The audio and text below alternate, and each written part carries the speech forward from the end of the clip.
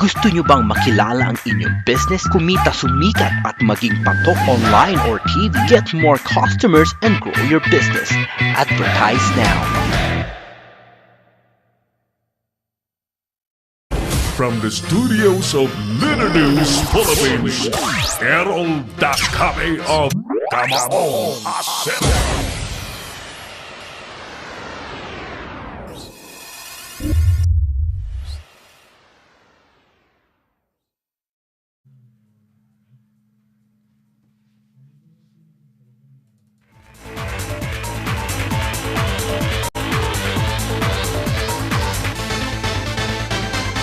Thank you. Welcome back sa ating palatuntunang Kamaong Asero. Tayo po ay nasa segment na ng Mano-Mano. Saglit lang, ipasok natin yung ating bumper ng Mano-Mano.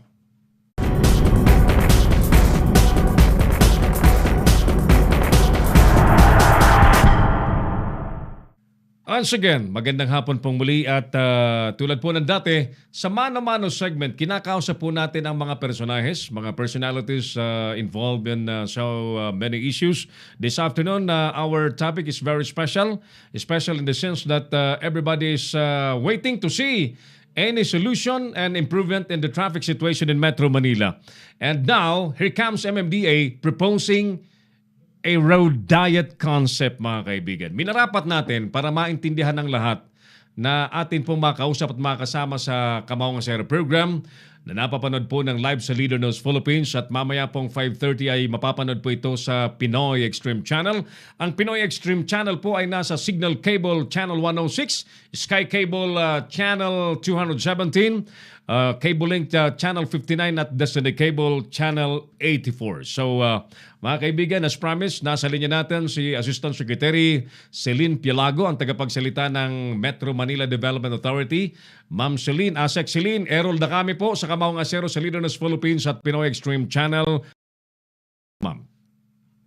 Yes, sir. Magandang hapon po at sa lahat ng listeners natin, magandang hapon. Tayo po ay napapanood sa Pinoy Extreme Channel at sa Leader News Philippines worldwide, Ma'am Celine, Asek Celine. Alam niyo mga kaibigan, pagka si Asek Celine ang kausap ng mga na high blood ng mga tsuper, mga traffic enforcers, pag ito na ang kausap, biglang nanlalamig ang lahat ng paligid dahil sa kagandahan po ng spokesman ng MMDA.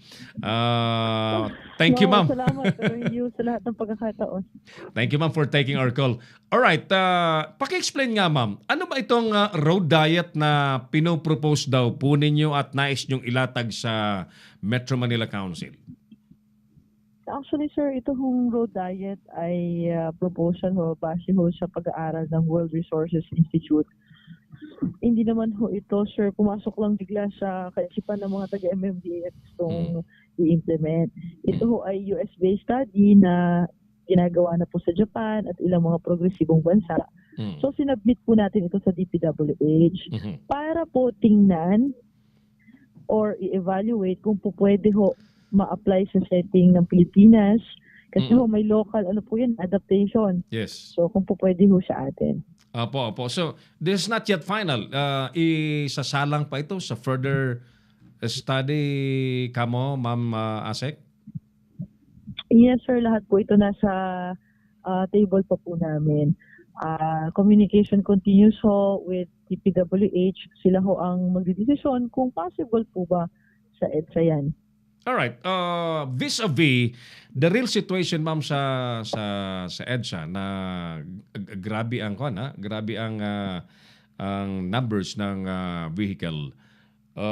With the road diet concept, ma'am, practically sabi po ninyo ay dadagdagan kamo ng isa pang lane to maximize the space along EDSA and perhaps to accommodate additional vehicles. So ano po ang pinaka-concept, ma'am, ng road diet? Is it to lessen the traffic or what is it? Okay, sure.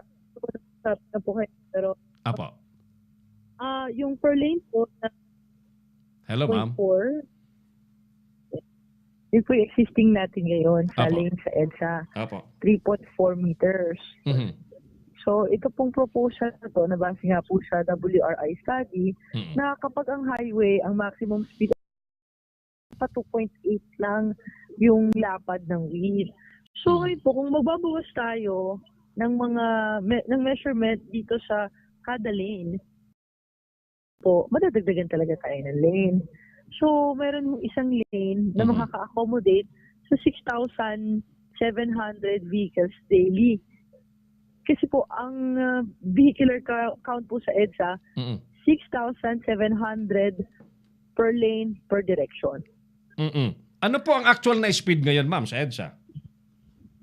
Well, sir, nasimula tayo ng 19 kph taong 2018, papasok.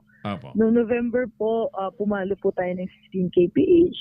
Then bumaba po tayo ng 14 kph nitong December 13. On a regular basis ho, kapag hindi naman ho Burma, nasa 19 kph po tayo. So, yung datos na 60 kilometers per hour, parang out of the picture na yun, ma'am. If that's the... Yun nga po yung max speed. Maximum, oo.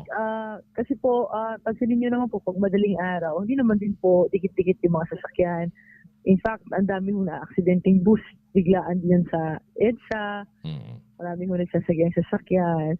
So, well, hindi na ho talaga magiging 60 kph ang EDSA ng rush hour, sir. Yes. So, pero yung base sa pag-aaral, kung ang kalsada, ang maximum speed ay 60 kph, ito lang dapat yung lapad per lane. Ngayon po, yung lapad ho na meron tayo ngayon sa EDSA 3.4, yan daw po ay applicable sa mga highway na 80 kph to 100 yung maximum speed. Base po sa WRI, sir, hindi po sa amin. Kaya po nung nakita natin yung pag-aaral, sinabit po natin yung proposal sa DPWH na baka tingnan natin kung baka umubra dito sa Philippine setting. Baka makatulong, ika nga. Oo. Yes po. So kasi po ginagawa na po ito sa mga progresibong bansa. Pero again, iba ho ang Japan sa Pilipinas. Yes. So iba ho ang mga tao sa Japan, sa mga Pilipino. Iba rin ho ang engineering ng mga kalsada doon kumpara sa atin. Pero kaya ho natin pinorward sa DPWH, sila ho yung tamang ahensyang mas nakakakita ho if it's appropriate para sa EDSA. Opo, alright. So sige. So pending na, as you're telling us, ito'y pag-aaralan pa. Ano po yung narinig namin na magkakaroon po ng widening ng EDSA? Yan po ba yung magkakatotoo pa, madam? I'm not sure kung saan niyo ho narinig yung widening, ano? Ang pagkakaroon ho ng additional lane, pinapaubayan na ho namin sa DPWH kung magkakaroon ng another construction, kung may titibaging mga center islands, kung yun ho yung ibig yung sabihin, sir, ha? Yeah. Pero kung road widening, sir, well, sir, I'll be honest, wala po akong makitang possibility enough space para mag-widening. Alright. So, alam mo itong panukala kasing ganito, madam, ano? Of course, may mga kanya-kanyang reaction po yan. May positive, may negative, may mga reaction na ganyan. Kaya I agree with you. Kailangan po talagang pag-aralan pa kung talagang But, you know, in the eyes of the ordinary people, madam, ang lagi pong reaction dyan akala ba natin magbabawas ng bihikulo? Bakit magdadagdag pa? Sir, kasi wala ho sa kapangyarihan ng MMDA ang magbawas, magbawas ng mga sales ng kotse. So kami ho, ginagampanan lang ho namin yung angkop lang din sa kapangyarihan na meron kami. So habang inaantay ho natin yung long-term solution, na alam naman po natin kung ano yon, public transportation, infrastructure, hindi na po kasi sa amin din yon. So sa tuwing nakakakita po tayo ng mga panibagong study, titingnan ho natin kung po pwede rito sa Metro Manila. Of course, dadaan ho sa proper consultation, recommendation. Sa totoo lang, sir, itong study na to, September pa po ito. Nagkataon lang ho nitong holiday break, lumabas po itong road diet sa major network. So, nag-leak ho yung proposal, So, umabot sa point na kailangan na ho namin i-explain. Okay. Yung sektor po ng mga nagmumotorsiklo, madam, wala pa man itong road diet, may problema na sila kasi hindi naman daw nila ma-exercise yung free yung paggamit ng kanilang designated motorcycle lane kasi Lane, yung Apo. designated lane. Opo. Ano po ba ang ano diyan? Ano po ba ang pwede nating ipa-anunsyo sa mga nagmomotorsiklo because well, ako din nagmomotorsiklo ako maasik Selena, no? And I really see the situation na kawawa yung mga nagmomotorsiklo vis-a-vis the bus, the private vehicles na four wheels, mga ganun, ma'am. Tama ka dyan, sir. No? Sa totoo lang, kawawa ho talaga lahat ng motorista. Itong mga riders ho natin, meron ho silang designated lane. Tama po kayo, hindi mo nila ma-maximize kasi hindi naman po ito exclusive lane. So, hindi naman po kasi tayo po pwedeng magbawas ng lane. Magdadagdag na po tayo ng lane eh. Hindi po tayo magbawas ng lane para lang ho sa mga motorsiklo na hindi naman ho same yung vehicular count every day. So, ang nangyayari po kasi, sir, hindi lang naman mga sasakyan hindi lang naman po mga motor yung dikit-dikit eh. So, maging mga kotse. So, dapat po talaga, sir, with all due respect sa ating mga riders, more patient lang po na magstay doon sa motorcycle lane. Para ho iwas aksidente. And kung mag-overtake naman po kayo, may proper procedure naman po ang MMD, at least 200 meters, then balik po ulit. Then labas po ulit, then balik po ulit. Ang sa katotohanan po kasi ng mga riders talaga, sir, marami po dyan yung hindi dumaan ng proper education. Hindi po lahat alam nila kung ano yung nakikita ng driver pag sila ho ay sumisingit. So hindi po nila alam kung ano po yung mga disadvantages na ginagawa nilang bigla ho silang pumapasok left and right. So, yun po, sir. Kung magagawa lang naman po yun, magiging komportable din naman po yung mga riders. Kasi, sir, hindi lang sila ang nata-traffic. Even the private. Alam po natin yan, bumper to bumper kapag rush hour. Opo. Yung mga motor po natin, nababumper to bumper na rin. Yung EDSA po, Kaya talagang... Kaya naman po yung mga kababayan natin nagmotor, yung notion na pag nakamotor ako, makakasingit ako. Nung hindi siya nakasingit, nagagalit na siya sa policy. Ayun. Pero nakakalimutan nila na hindi sila dapat sumingit. Di ba ho, ang standard rule sa isang motorsiklo, you treat yourself as one vehicle also.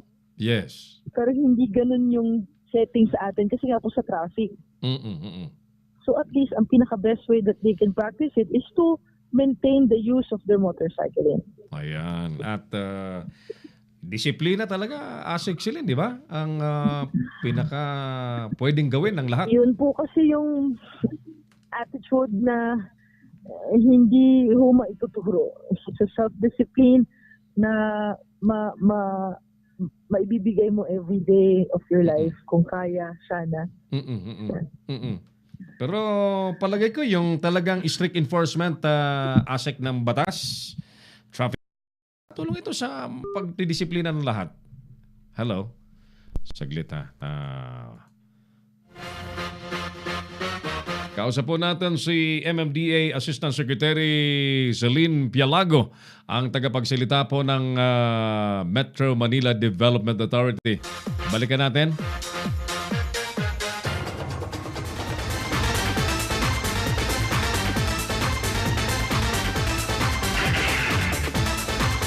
Tuloy tayo sa ating palatuntunan. By the way, yung ating survey question, ulitin ko lamang yung ating tanong. Totoo bang siswertehin kapag ka gumamit ng mga paputok at pailaw kapag ka bagong taon? Mama, itatanong natin ito kay Asek Silin. Masek, sorry po, naputol po tayo and you were explaining na disiplina talaga kailangang taglay ng bawat motorista, nagmumotorsiklo, ano man, four-wheel man ang daladala. Yes, sir. Yun naman po talaga yung kailangan, hindi lang po sa kalsada. Dapat po ang disiplina, naka-instill na yan sa pagkatao natin. Unfortunately, nasanay po tayo ng pag walang nakatingin. Lulusot. As long as makakalusot, lulusot. Regarding po yung strict enforcement, gusto ko lang pong malaman nyo, sir, na nasa 500,000 ho ang nahuli natin sa no-contact apprehension for this year. 270,000 plus po doon yung hindi pa nagbabayad. Ayun. Paano ba sila makakaramdam ng pangil ng batas pag magbabayad na sila ng kanilang rehistro ng lisensya? Hindi, sir. Nung una, ang no-contact natin, pag na-trace ho sa plaka, inaalam pa kung kanino nakarehistro, ang natatamaan ho driver's license. Okay. Ngayon po, meron na ho tayong mas epektibong connection ho sa LTO. Apo. Diretso na ho sa plaka, so sa rehistro ng kotse, pwede na rin ho silang magkalaman. Okay. Ang problema lang dyan, madam, baka tsuper lang na nautusan o namamaso yung driver at ibang may-ari ng bihikulo. Kawawa po yung may-ari ng bihikulo, ma'am. Kasi sir, ang batas po talaga, kung sino ang may-ari, siya ho ang mananagot. At siya ho dapat ang responsable dyan. So hindi na po yung lisensya tatamaan. Yung rehistro na ng bihikulo. Yes po. Kung kanino po nakarehistro, yung sasakyan.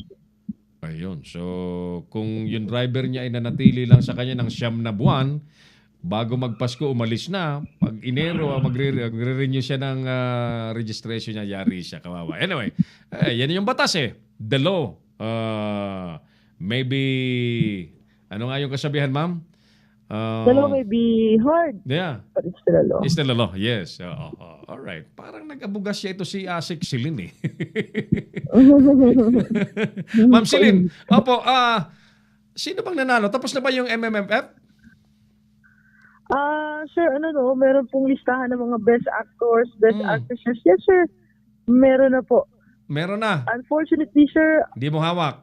hindi ako part ng committee ng Okay. MMFF. Alright, okay. Sige, di bale. Oo. Di bale. Pinag-focus na lang po muna ako sa traffic, sir. Oo nga, no? Oo. Very good. Sige, di bale. Next year, anong mga pwedeng asahan natin na magmumula sa MMDA Asik Silin? Sir, next year, January 7, tuloy na po ito ang pag-i-implement po ng mas higher fines po sa mga illegally parked vehicles. Mhm. Dapat po kasi, sir, talaga legally enforceable na ito noong December 17. Mhm. Dapat yung araw na mismo na ini-implement. Pero dahil ho kapaskuhan ngayon Mhm. at parang marami hong nabibigla sa pagtaas, Mhm. napag-desisyonan ho ni Chairman na i-move ng January 7. Mhm. Sana makatulong itong lumuwag po yung mga kalsada, mamasek, para Siguro, sir, kung pwede kang matikita ng 6,000 per day. iiyak talaga, no? Ang 6,000 talaga at pag So, hindi kung ka... hindi pa po kayo nadala, mahihirapan po kayo doon. Tama. Minimum of 4 and maximum of 6,000 po yung pwedeng ma-issue ticket sa inyo. Mm-mm. Kasi po, ang illegally parked vehicle na walang driver, 2,000 na po. Ang illegally parked vehicle na may driver, 1,000 na po. Ang obstruction po na dating 300, pagiging 1,000 na po. Mm-mm.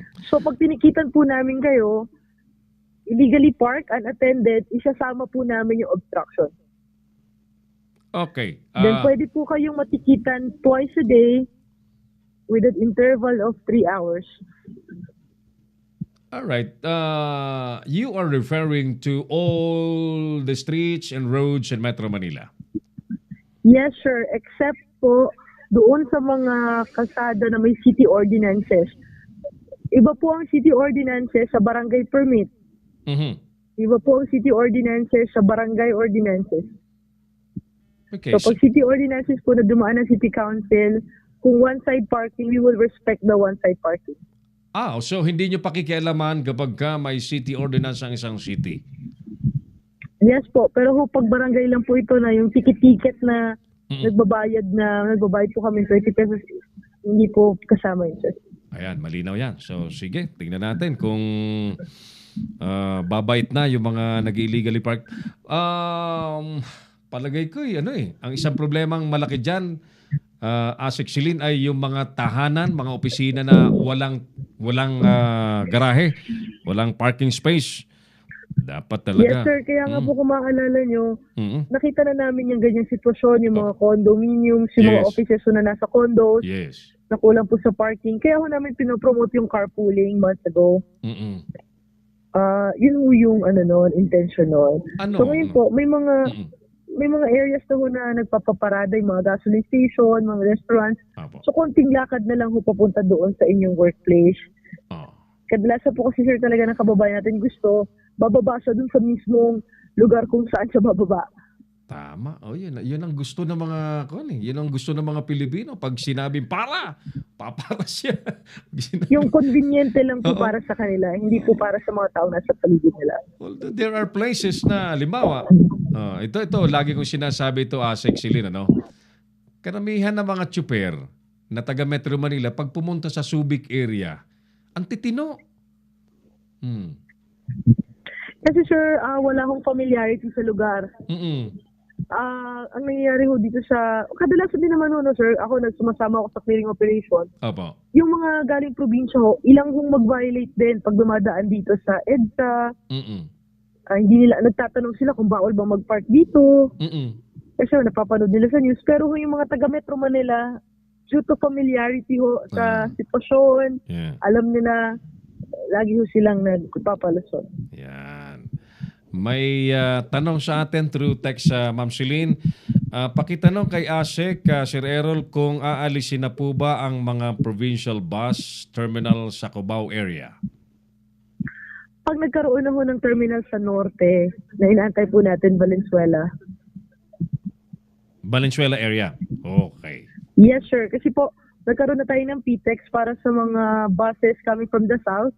Mm-mm. Pero nagkakaroon pa po ng konting adjustment doon under the Department of Transportation. Mm-mm. So hindi pa po natin totally ma-wash out yung mga terminals coming from the south, dito sa south. Aha. Kung may terminal po tayo sa south, dapat may terminal tayo sa north. Yes. Para totally wala na ho yung mga buses dito sa EDSA. Tama po. Alright. Isa pang tanong, Ma'am Celine. Pakitanong po kay Asek, bakit sa bus lane, mga motorsiklo lang ang hinuhuli? Oh, may ganun. Bus lane, Oo. kasi ho ang mga motorsiklo, sir, Mm-mm. hindi nakaka-capture ng CCTV yung mga plaka nila lahat. Okay. So, sobrang liit po nila. So, sila po yung prone sa Contact. physical apprehension. Mhm. Ngayon po, yung mga private vehicles na pumapasok ko ng yellow lane, kadalasan mo talaga dyan, niraradyo na lang. Dagdag ko pala, sir, Apo. nag-increase na rin po pala yung fines niyan. 1,000 na. Pag mabigat, 1,000. Halimbawa At ang kakaiba ho sa yellow lane, sir, Mm-mm. hindi kagaya ng illegal parking na pwede kang matikitan ng twice a day, ang mga violators po ng yellow lane ay pwedeng mahuli ng unlimited per day. Ba? Parang unlimited rice, unlimited huli pala. Yes po. So yung mga buses po nating lalabas ng yellow lane, 1,000 po yan. Oh, Yung mga private vehicles na papasok po ng yellow lane, 1,000 din. 1,000 po yan. Daming pera. Kung magmamatigas pa rin po tayo, kung Guadalupe, lumabas ka, then Oo. pagdating mo po ng Buendia, lumabas ka ulit, Oo. that's 2,000. Talaga naman. Buti So nagkaos. ginawa mo po ulit sa Pasay yun, Mm-mm. yeah, Another. that's another 1,000. Buti nagkausap tayo at naipapabatid natin ito sa mga viewers natin, Ma'am Celine. Enrique Copino, we're watching here in Tabaco City. Okay, thank you. Okay, walang arigluhan ito, Ma'am Celine. Walang ang magtatangkang manuhol o paano? Pagka ang may mga sitwasyon kasi, Ma'am Celine, sige, babaan ko na lang. Mayroon pa bang mga ganun, ma'am? Alin, sir? Sorry po. Yung mga traffic enforcer na biglang nagtatapang-tapangan tapos bigla, pupunta ka pa rito sa kwan. Ito, hassle ito. Pagka ito, tinikita na kita, hassle. May mga ganung salita, ma'am, parang insinuating too. Yes, sir. I can say po na noon ho ang dami niyan, Mm-mm. So, inalis na ho ni Chairman Lim. Apo. Ngayon ho, sa advancement po ng technology, konting kibot ng kababayan natin, instead nga ho tumulong, nag-video eh. Yes. So, Oo nga. ito ho sa mga sitwasyon ng traffic enforcer, nakita niyo ho, mas less yung nagba-viral ngayon. Kung meron man isa, dalawa, kung meron po silang ma-report, i-report po nila. Kung kaya ho videohan ho nila, inaalis ho kaagad ng aming ahensya. Ang aming ho mga enforcer ay dumaan ho ng proper training. At kung hihingin ho ang inyong lisensya, dapat ho nasa proper tone. Mhm. So, dapat ho polite pa rin kahit sa ating violator. Apo. Kung parang nag-insinuate ho siya na parang hihingi ho siya ng pera, Mm-mm. tatakutin kayo sa fine, dapat ho as a netizen, alam mo sa sarili mo kung magkano talaga yung fine. Kasi po yung ibang mga enforcer, ito, violation mo to, 5,000 to. May mga ganyan, no? So, pero hindi pala 5,000, 300 lang pala. That's why, hindi ho dapat ignorante ang ating mga kababayan sa batas ngayon. That's why there's public information. Tama po, alright. Asek Celine, we assure you na ang Kamaong Asero sa Leader News Philippines at sa Pinoy Extreme Channel ay magiging katuwang mo sa mga information drive. Pagka may gusto kayo anunsyo, we're open for that. At kami nagpapasalamat sa pagtanggap nyo ng aming tawag. At anyway, baka may nais pa ho kayong i-anunsyo, no? At magbabagong taon. Talagang maraming mangyayari, Ma'am Celine. Ano po ang mga gagawin pa ng MMDA? Ngayon pong bagong taon, today po is the last Friday of 2018. At yung iba ho natin mga kababayan na hindi naman umalis ng Metro Manila, mas malaki po yung chances na mas makipagsabay. Apo, ayan. Balikan mo nga si Asek. Wala pa kasi tayong third telco kaya ganyan lang tayo eh.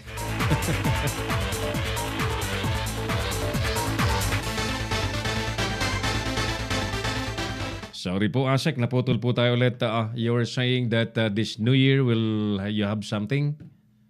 Yes sir. Apo. Ngayon hong araw would be the last Friday of 2018.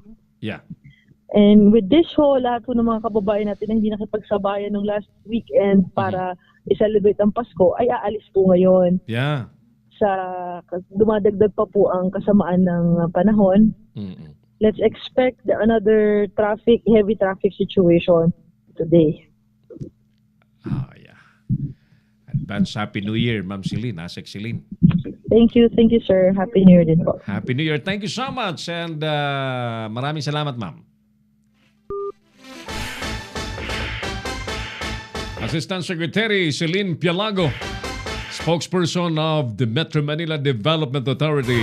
Dito po sa Palatuntunang Kamaong Asero. Napapanood po ng live sa Leader News Philippines at sa Pinoy Extreme Channel. Bilis po ng ating oras, balikan na po natin. Teka, may mga sumagot yata sa bago ko ratsadahin ulit yung mga issue o ulo po ng mga issue. Laarni Cruz, Happy New Year, Sir Errol. Thank you, Ati Laarni. Jangwar Ramirez has also joined us. John Sonsano, Sir Errol, lifted na po ba ang number coding sa EDSA? Hindi natin na itanong. Maulan na hapon si Errol, sabi ni Sir Tito Poras dyan sa Montalban, Rizal. Harold Dillosa, pa-shout out Mr. Lawin and friends. Sabi ni Manoy Florelio Salvo sa US, 10 a.m. kami dito sa East Coast US Standard Time. Thank you Manoy Flor. Ayan. We'll do it next year. Sir. Tawagan kita ulit. Pag-usapan natin yung detalye. How do we do it flawlessly? Enrique Copino, Happy New Year. We're watching you here in Tabaco City sa Albay. Ang galing sumagot ni Asek Idol. Ayan, sabi ni partner Oliver. Ngayon, ano ang masasabi ng ilan sa mga kababayan natin sa road diet concept ng MMDA? Panoorin po natin. Sir, ano masasabi niyo sir sa road diet sa EDSA? Road Diet sir, yung babawasan daw nila yung lane para daw maibsan yung traffic tsaka yung aksidente sa road diet. Parang wala rin ata yun. Ganun lang din yun. Ganun lang yun sir. Oo. Kahit anong gawin na dyan, talagang matraffic na dahil sobra na sasakyan. So sir, sa feeling nyo pag sinikipan pa yung... Lalong magkaka-traffic. Lalong ka-traffic. So, Oo, sisikipan nyo kayo. Makakatulong ba to sir o hindi? Hindi rin. Hindi rin? Oo. Lalong yung maluwag ng kalye, traffic na, yung pang masikip. Di ba? Sila alam traffic. Sir, may masasuggest ba kayo sir na... Siguro pinakamaganda niyan, Bawasan sasakyan. Oo, wag na sila magbigay ng mga sasakyan nung walang walang garahe. Para mabawasan na talaga yung traffic. Kasi yung ibang ahente kumita lang kahit pakita yung kapitbahay na garahe, papayagan yung kapitbahay. Di ba? Sige sir, maraming Okay. salamat. Game sir ulit. Ito madalas duman EDSA. Sige, tanungin ko rin sir. Game go. Sa EDSA. Sige sir. Hindi na dapat bawasan kasi daging sisikip lang yun. Sisikip Daging lang. oo. Di ba lalong magta-traffic? Para sa Okay sir, thank you. Di ba? Wait lang sir. Game. Sir, ano masasabi niyo sir sa road diet? makakabuti, di doon tayo. Sige sir, thank you po. Oo. Sir, alam ko po dumadaan din po kayo sa EDSA. Ano po yung reaction nyo sa road diet na plano ng MMDA para sa papasok na taon? Lalong magiging matraffic yan pagka binawasan pa nila. Mahirapan yung mga motorista natin. Kayo sir, na alam ko na nagmamotor din kayo. Ano po ba yung experience nyo sa EDSA pagka dumadaan kayo? Ngayon pa nga lang, traffic na eh. Paano pa kaya kung mabawasan pa, hindi lalo na. Lalo na. Oo. Sigurado, mga late na makakapasok ng trabaho yun. Kung gano'n. Mga tao. Kung gano'n gagawin. Dapat dagdagan pa nga nila yung daanan. Lane ng EDSA. Yung mga tulay-tulay. Dagdagan pa nila. Tapos sabi katulad sa Japan, merong Underpass. underpass. Yun, nakakadagdag yun. Nakatulong. Makakatulong yun. Pero kung gagawin nila, babawasan nila, kawawa naman yung mga motorista. Mas lalo kami kasi delivery kasi ako eh. Oo. Mas lalo kayo mahihirapan dumaan sa EDSA talaga. Yun ang pinakamadaling way kasi EDSA. Thank you sir. Maraming salamat. Extreme. Na channel, news po, 5:30 to 6:30. Ay sir, magandang hapon po. Ask ko lang sir, pabor ba kayo dun sa road diet sa EDSA? Hindi ako pabor dun dahil masikip na nga yung dahil marami ng sasakyan, babawasan pa nila ng kalye. Sir, ano po sir, Kalsada. ano sir sa palagay niyo yung tamang dapat gawin para lumuwag yung maiwasan yung traffic sa EDSA? Yung mga bus na pumabiyahing probinsya dapat mabawasan, Huwag na padaanin doon. huwag na padaanin. Para, Ayun lang. Ayun lang. Oo. Sir, maraming salamat sir. Thank you.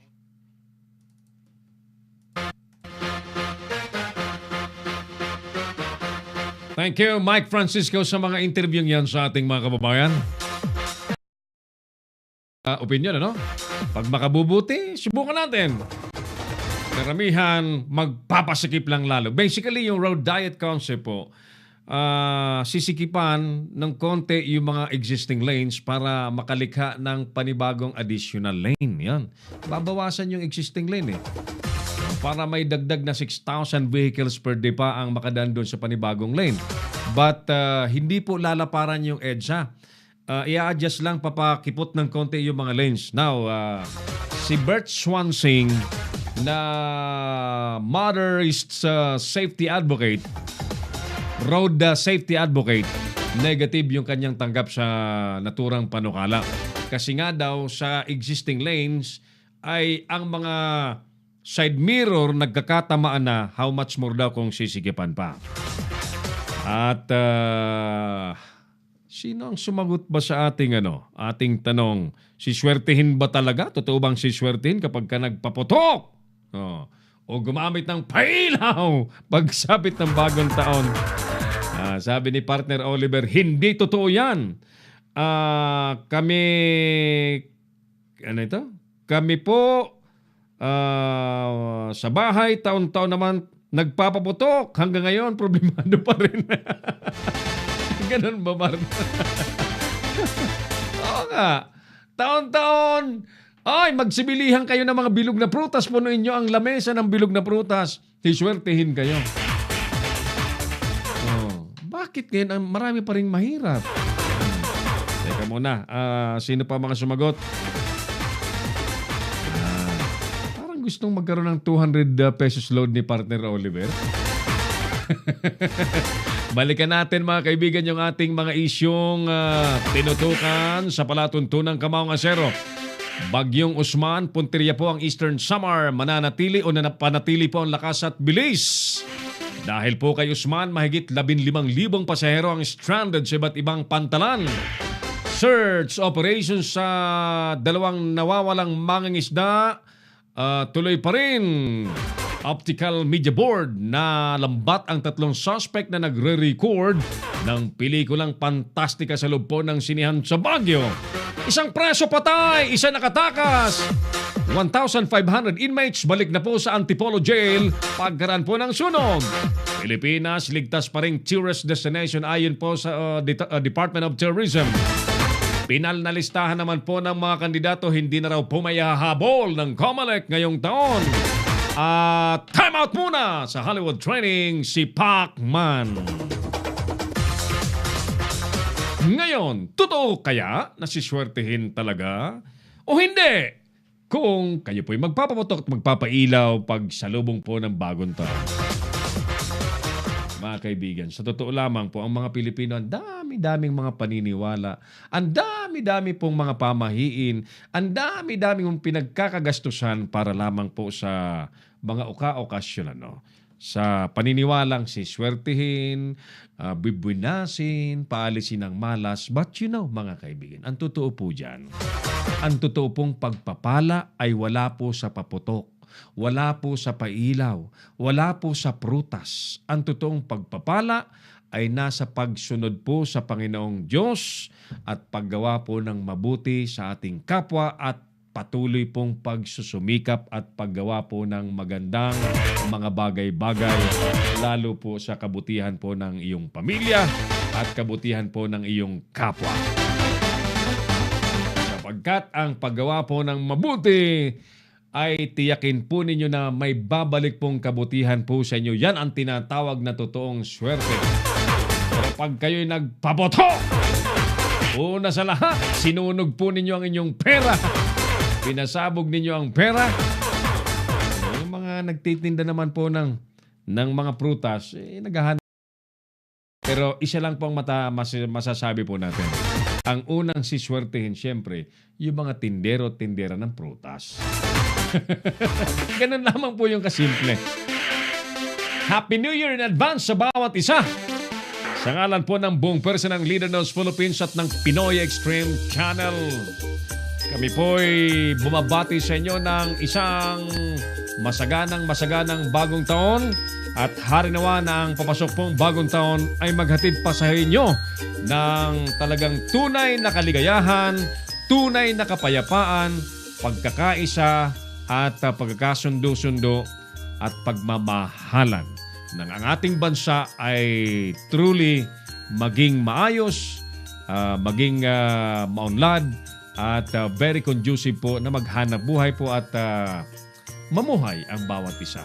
Ako pa rin po ang inyong kamaong asero, si Errol Dacame. Maraming salamat. God bless Pilipinas. Inyong napanood ang mga batas na banat ni Errol Dacame sa Kamaong Asero.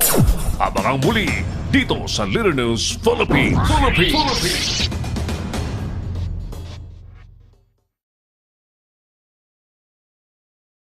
Bring your business over 1 million TV or online. Reach your target customers anytime, anywhere. Your brand on TV or on the web. Get more customers and grow your business. Advertise now.